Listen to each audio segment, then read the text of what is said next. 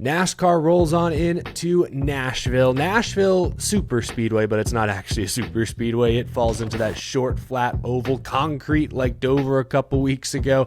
I am joined by Ryan Stevens of Win the Race. Ryan, Nashville is kind of unique. It is the same rules package, track surface as Dover, but we saw at Dover so many contenders wrecked. At times it was chaos, pandemonium. Nashville is unique. So before we launch into this, how challenging is it to try and predict, trying to study ahead of a race like this? It's very challenging because it is so unique. And, we have a track comparison page on Win the Race that takes a weighted score across a track's length, its banking, the surface, what package they've ran on it, average speed at the track, tire wear, all that stuff, fall off.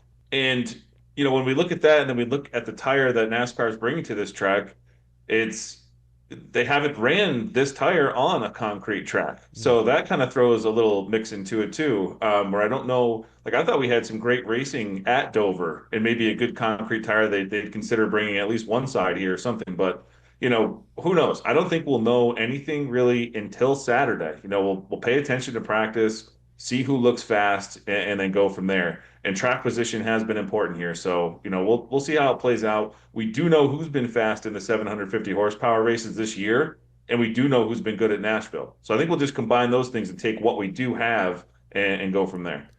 That's true. We do have a handful of 750 races this year, and we're going into our 6th year back at Nashville Super Speedway. Just looking back at the last 4 years, just the next gen races at Nashville, two names jump off the page when I look at the basic stat sheet. I think of Denny Hamlin, who hasn't won here yet, surprisingly, but is basically a top 5 lock every season, and Kyle Larson. They have the best two average finishes here. Hamlin's a 6.0, Larson's a 6.25. Larson hasn't won here in the next gen either, but he did win here back in 2021, the inaugural event. So I want to start between those two heavy hitters.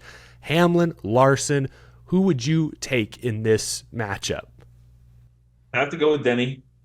With their finishes at Nashville, they've both been great, but the difference is in the underlying data of how they've ran in those races. If you look at the percent of laps these guys are running up front, it hasn't really been close. Denny, over 75% of his laps inside the top 5, while Larson's down in like the low 20s. And of all drivers who have run all 4 Gen 7 races at Nashville with the same team, the 75% of laps Denny's ran inside the top 5 is kind of wild because when you jump down to the next best driver, he's not even over 50% of his laps. So, Denny's just been incredible here. And then you look at what he did at Dover. I mean, just nutty. And then only him and Blaney have multiple top 3 finishes in the Gen 7 Nashville races. Larson doesn't have a top 3 yet. He has all those top 10s. That's great. But Denny has been running up front. And if you have to pick one, especially after what we saw at Dover, got to go with Denny. Yeah, makes sense to me. Is this going to be like another Toyota bloodbath? Because that's kind of what we saw at Charlotte. Like, yes, Daniel Suarez and a Chevy won the race, but if you watched it, it was Hamlin, Briscoe, Reddick, Gibbs, Bell were all in and around the top 5, leading most of the laps. Toyota has won 7 of the first 13 points races this year, more than half. And then if you include the All-Star race, definitely more than half. We know Toyota is really good at intermediates, but again, this is a concrete, shorter oval, technically, 750 low downforce package. Are the Toyotas as good with this package? What do you say? Yeah, I mean, they're pretty dominant, and it doesn't matter where we go or any package right now. And then it's hard to think it'll change at Nashville, even though they haven't won a Gen 7 race here, but they've absolutely dominated this race. I looked at there's been 11 drivers in those 4 races that have led over 50 laps. 9 of them are Joe Gibbs drivers. So there's your Toyotas right there. These guys are all out front leading laps, just haven't kind of sealed the deal. We've seen the end of these races get a little silly at times. There's some others I like here, and I briefly mentioned them. So Toyota's kept out of the win column. I think it might just be a Ford that takes him down this week. Ooh, Ford. Okay, that's a good transition then, because yes, as dominant as Toyota has looked here statistically, they don't have a win, which is shocking. It's been 3 Chevys and back-to-back Fords the past 2 years. Ford is interesting. Ryan Blaney is the defending Nashville winner, so maybe that's where you were headed there with that comment. Joey Logano won this race the year before. You mentioned some silliness. That was a silly finish, 5 overtimes, fuel mileage.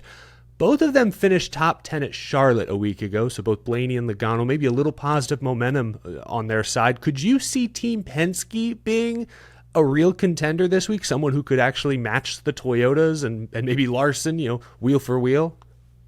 Yeah, I mean, look at last year. Blaney found his way to the top and never looked back. And then you look at how he's been doing in the 750 horsepower races this season, finishing first, second, third, sixth. You have that form coming back to a track he absolutely dominated and won. I mean, the field better look out for him. And then you have his teammate Joey Logano. He's finished third and seventh his last two times out in this package in 2026. And if you rewind to Phoenix, he won the pole, finished both stages in third. So he's running up front that whole race too. And you could even bring Austin Cindric into this conversation. In this package this season, outside of road courses where they run the 750 as well, only Blaney, Hamlin, and Gibbs have run a higher percentage of their laps inside the top 10 than Cindric.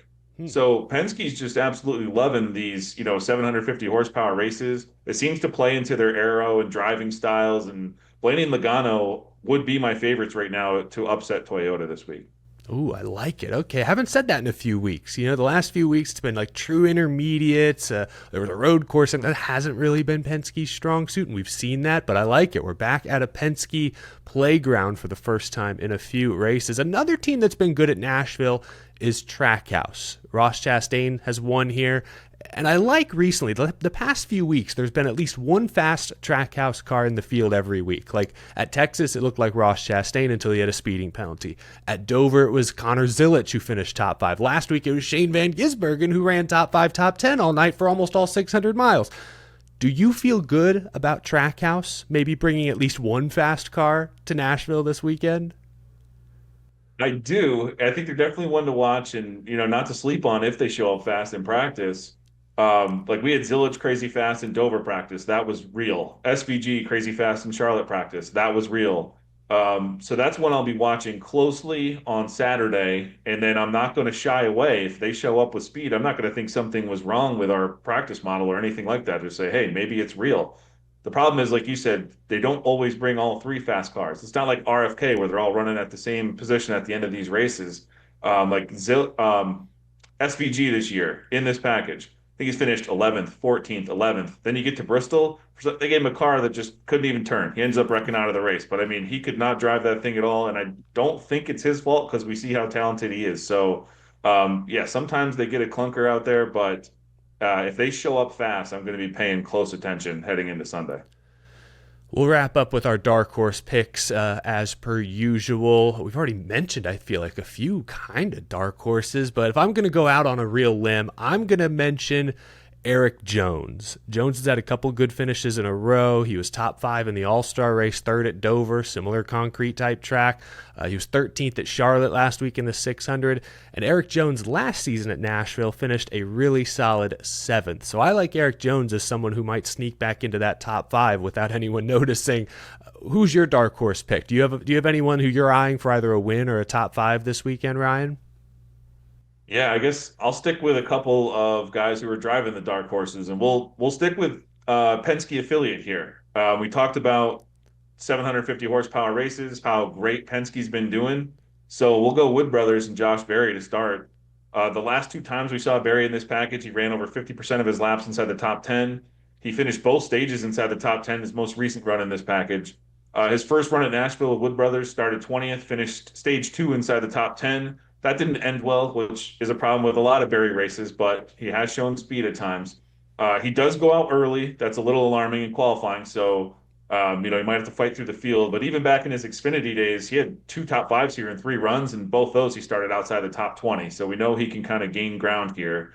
There's one other guy I want to mention here, and that's Ryan Preece. Preece is awesome here. I mean, when he first came here in the trucks, he just absolutely annihilated everyone, winning both those races. He comes back the second year, they come back to Nashville. He rides a BJ McLeod car in Xfinity, starts in the back, ends up passing, finishes 6th in that race in an equipment that should not normally finish there. Comes to Cup, starts in the back with Stuart Haas, drives home a top 20, comes back the next year, and I know a lot of wild stuff happened in that race, finishes 4th. And then last year he was nowhere to be found here, but RFK did a lot of testing and stuff. I don't know. They're not running like they're running this year. This year, RFK in this package, their average finishes are 11, 11.5, and 13.75. So in this package, Preece, he's never finished worse than 13th. he's actually never finished worse than where he started in this package this year. So I think, maybe Barry and Priest, a little sneaky top 10 action here. Wouldn't be surprised to see him up there by the end of the race. Ooh, both great picks. Yeah, no, I was at both of those truck wins Ryan Preece had. I think they were in back-to-back seasons.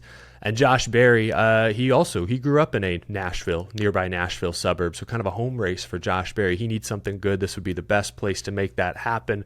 Good picks. I like it. Ryan, appreciate you joining us as always. Fans, you can find more of Ryan's work at wintherace.info. You can dive in even deeper into some of these numbers, some of the models we've referenced here so far. And Ryan, I know last night y'all did the draft. You do it every Wednesday night, 8:30 p.m. Eastern on YouTube. What can fans expect next week and going forward?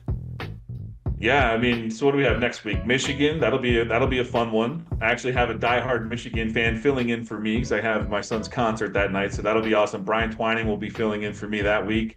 But yeah, check out last night's episode, talking all things Nashville. We draft 8 drivers plus a bonus driver. We talk about a lot of good things, and it's been a lot of 2 JGR driver type of drafts. Last night's was not, so check it out. A lot of cool stuff. You might be surprised by some of the picks that we made.